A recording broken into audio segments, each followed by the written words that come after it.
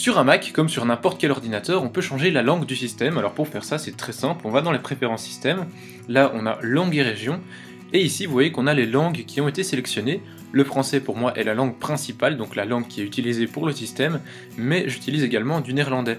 Si je veux ajouter une langue, c'est très simple, j'appuie sur le petit plus, et je vais par exemple rajouter de l'anglais, hop, je continue à utiliser le français, mais si je veux mettre mon ordinateur en anglais, eh bien je glisse l'anglais tout en haut. Là, je vais devoir simplement redémarrer mon ordinateur et l'anglais aura été choisi comme langue principale de l'ordinateur.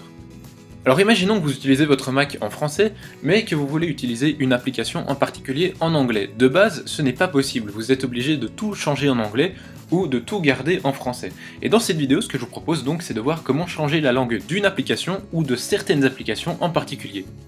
Pour faire ça, on va utiliser un petit utilitaire qui s'appelle Language Switcher ou langage switcher, qui va donc nous permettre de faire ça. Alors avant de commencer, je vais juste vous montrer, donc on va faire ça avec TextEdit. Donc je vais l'ouvrir, et on va voir que mon TextEdit est tout ce qu'il y a de plus normal, tout est en français, fichier, édition, etc. Si je fais un petit clic droit, vous voyez que c'est en français également, jusque là, pas de souci. Alors maintenant on va aller voir dans ce petit utilitaire, la première fois que vous l'ouvrez, il va charger toutes vos applications, et ensuite vous pouvez aller chercher les applications que vous voulez modifier.